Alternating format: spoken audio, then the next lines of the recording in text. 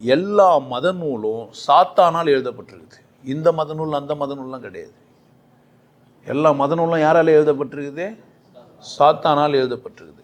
இப்போ அந்த சாத்தான் என்ன செய்யுதுன்னா, கடவுள் என்னை நல்லா படிச்சுது, நீ தப்பாக செஞ்சேன்னு சாத்தான் உனக்கு சொல்லி கொடுக்குது. இப்போ தான் இந்த கேள்வி கேட்குறீங்க. இப்போ 2025 தான் இந்த கேள்வி வந்துக்குது. இது வரைக்கும் நீங்கள் படிச்சிருந்த அத்தனை புத்தகமும் சாத்தானால் எழுதப்பட்டது. நான் அப்படி சொல்கிறேன், ஒருமையுடன் உனது திருவடி நினைக்கின்ற உத்தமர்தான் உறவு வேண்டும் அப்படின்னு நீ சொல்கிறேன்னா, என் மனம் இறைவனை நினைக்கிறதுக்கு படைக்கப்பட்டிருக்குதா, இல்லை இறைவனை நினைக்கிற சந்தர்ப்பத்தை கடவுள் உருவாக்கி வச்சிருப்பானா?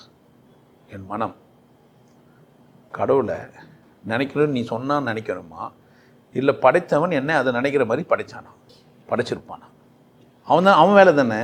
இப்போது ஓரத்தில் சொல்கிறான் ஒருத்தன், அவன் அருளாலே அவன் தாள், அவன் அருளாலே அவன் தாள். அவன்னா ஆம்பளையா? அவன்னா ஆம்பளையா? அப்போது நீங்கள் எழுதப்பட்ட அத்தனை புத்தகத்துலேயும் சாத்தார் வேலை செஞ்சுக்குது. கடவுளுக்கு புக்கு எழுத வேண்டிய அவசியம் இல்லை. 5 வரைக்கும் கரெக்டாக இருக்குது. அந்த புக்கெனா வச்சிங்கதா?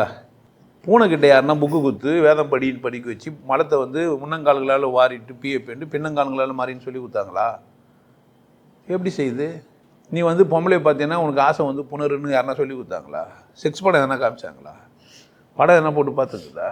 சரி, புணர்ந்துச்சு, வேலை முடிஞ்சிச்சு, ஏன் பொண்டாட்டின்னு பிடிச்சி வச்சுக்கிச்சா? குண்டு உள்ளே போட்டு அடிச்சு வச்சுட்டு நான் வரும்போதெல்லாம் நீ எனக்கு காமித்தான் வேலைன்னு பூனை நாய் சிங்கம்லாம் சொல்லிச்சா? அப்போ கடவுள் என்ன செய்யலை அப்படின்னு கேட்டீங்கன்னா, அவருக்கு எதிராக செயல்படுறதுக்கெல்லாம் செய்யலை, அவருக்கு எதிராகவும் செயல்பட முடியாது. முதல்ல புரிஞ்சு வச்சுக்கணும். நான் எனக்கு எதிராக செயல்பட்டுப்பேன். என் படைப்புகள் என்ன பண்ணா, என் பெத்த புள்ள எனக்கு எதிராக நடக்கலாம், என் மனைவி எனக்கு எதிராக நடக்கலாம், நான் என் மனைவிக்கு எதிராக நடக்கலாம், நான் என் மகளுக்கு அந்த மகனுக்கு எதிராக நடக்கலாம், நான் சுற்றி சூழ்நிலைக்கு எதிராக நடக்கலாம், நான் இன்னொருத்தருக்கு தீங்கு செய்யலாம், வாய்ப்பு இருக்குது, அவங்க எனக்கு தீங்கு செய்யலாம். இந்த கடவுளுக்கு இதுக்கு என்ன சம்மந்தம் இருக்குது? ஏன் கடவுள் இது கூப்பிட்டானுங்க உனங்க? என்னன்னா, இவர்கள் காரியத்தை சாதிக்கிறதுக்கு கடவுளை முன்னிறுத்திட்டானுங்க. நான் கடவுளுக்கு நெருக்கமானவன், நான் புனிதமானவன் ஒருத்தன் சொல்லணும். என்ன சொல்லணும்?